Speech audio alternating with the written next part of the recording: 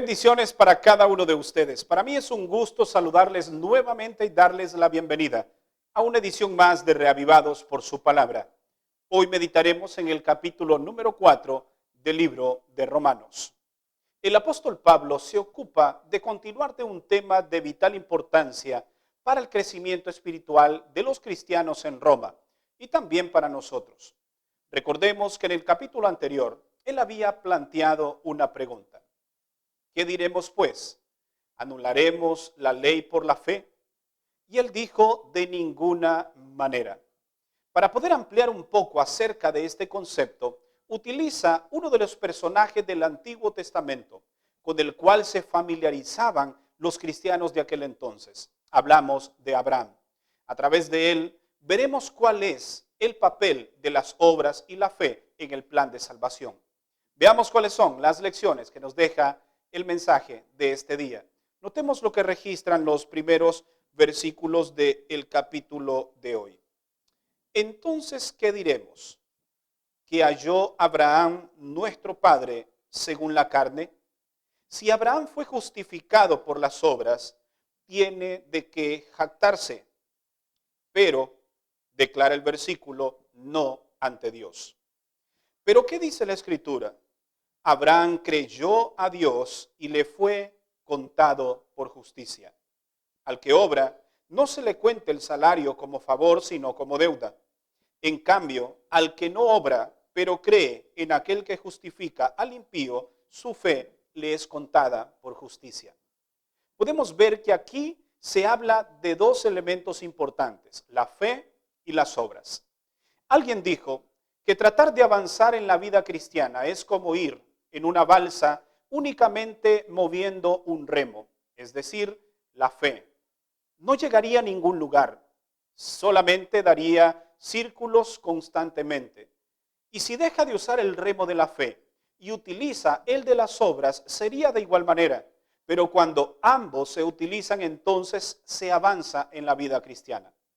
Este apartado nos enseña algunas lecciones valiosas. La primera de ellas es que las obras deben hacerse por las motivaciones correctas. Todo debe hacerse para la gloria de Dios, no para gloria nuestra, no para jactarnos nosotros, sino para apuntar a aquel que es digno de nuestra alabanza. Una segunda lección es que las obras son el resultado de la fe. Es decir, cuando yo creo en Dios, creo en sus promesas y esto me lleva a vivir una vida de obediencia, es decir, a realizar obras. La tercera lección es que es imposible separar la fe de las obras. Recordemos que el libro de Filipenses, capítulo 2, verso 13, dice que el Señor pone en nosotros el querer como el hacer por su buena voluntad. Es por eso que nunca debemos jactarnos de buenas obras, porque por nuestra naturaleza, por nuestra inclinación, no estamos dados a hacer buenas cosas. Simplemente nos inclinamos por lo malo, pero hacemos lo bueno porque el Señor pone en nuestro corazón hacer esas buenas obras. Por tanto, una vez que las hagamos, no es resultado de nuestro deseo, sino el resultado del Espíritu de Dios obrando en cada uno de nosotros. Es por eso que el Espíritu Santo es el que nos motiva y Dios debe llevar toda la gloria. Notemos ahora lo que registran los versos 13 al 15. No fue por la ley como Abraham y sus descendientes recibieron la promesa de que serían herederos del mundo, sino por la justicia que viene por la fe. Porque si los de la ley fueran los herederos, vana sería la fe y anularía la promesa. Porque la ley produce ira, y donde no hay ley, tampoco hay transgresión. Aquí entramos a uno de los textos, o entre tantos textos que expresa el apóstol Pablo en el libro de Romanos, textos que han sido sacados de su contexto. Muchos siguen diciendo que la ley ya no hay que guardarla, pues vivimos bajo un pacto diferente. Y eso lo veremos más adelante. Pero recordemos exactamente lo que Pablo dijo una vez más, en el capítulo 3, versículo 31. ¿Anulamos entonces la ley por la fe? De ninguna manera. confirmamos la ley. Por lo tanto, Pablo en ningún momento se contradice y nos está diciendo que nosotros no debemos guardar la ley. La ley es importante para el plan de salvación. ¿Y qué papel juega? Ya lo hemos visto y lo veremos también a través del estudio de este capítulo y los demás capítulos de esta carta a los romanos. Pero de esta experiencia de Abraham aprendemos algunas lecciones más. Analicemos entonces el texto. Abraham recibió la promesa por la fe. La obediencia vino después. De nada le servía a Abraham simplemente creer en la promesa y quedarse allí. El hijo de Abraham vino porque él actuó. No solamente creyó en que sería padre, sino que él actuó. Entonces podemos ver la fe y las obras una vez más actuando de manera simultánea. También podemos mencionar que es imposible saber cuál es nuestra transgresión si no existiera la ley. Recordemos que el apóstol Pablo declaró que la ley sirve para identificar y dar a conocer el pecado. En otras palabras, la ley es como ese espejo en el cual tú y yo nos vemos y vemos qué lugar de nuestro rostro está sucio. Es decir, en términos espirituales, qué pecado estamos cometiendo. No sabríamos que matar es pecado si la ley no dijera no matarás. Por eso es importante la ley en el plan de salvación.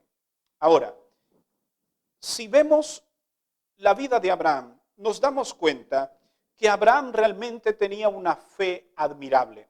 Notemos los siguientes versículos, versículo 18 en adelante.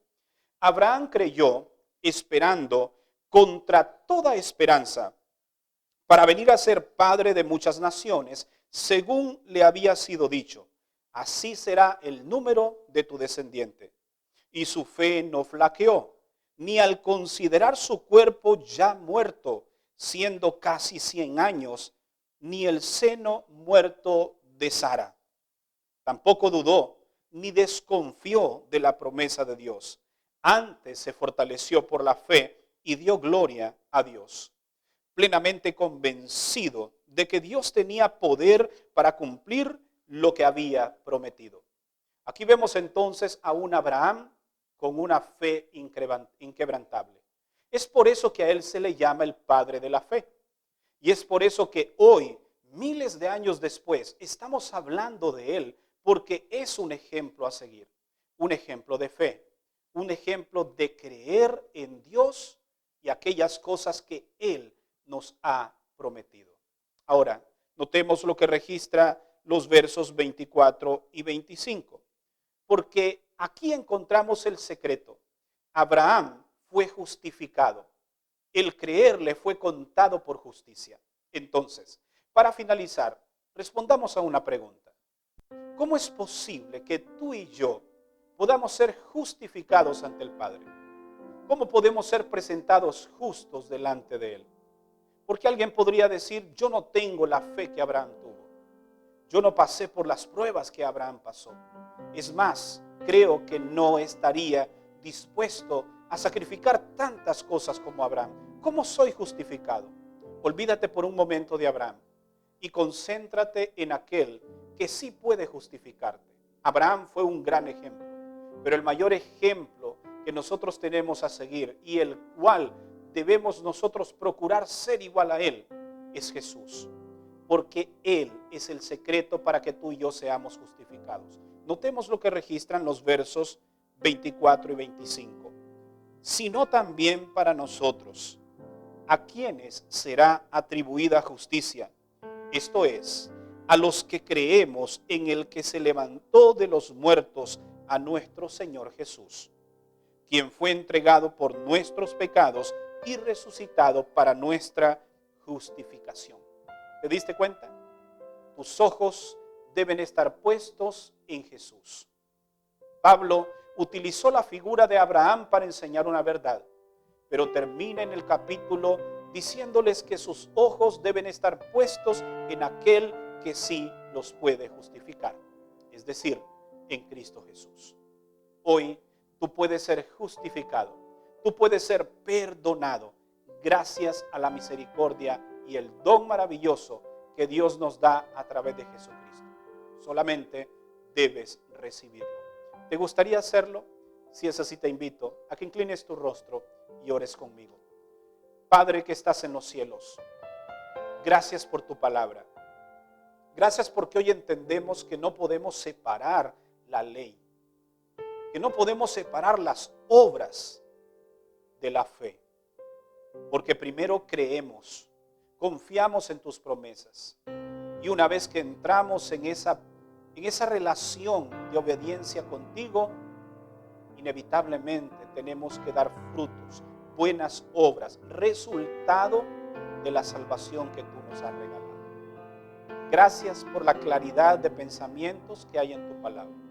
Sigue instruyéndonos a través de este tema y a través de este maravilloso libro. Te lo pedimos en el nombre de Jesús. Amén. Gracias por habernos acompañado en el mensaje de este día. Recuerda que mañana estaremos nuevamente aquí para una edición más de Reavivados por su palabra. Que Dios te bendiga.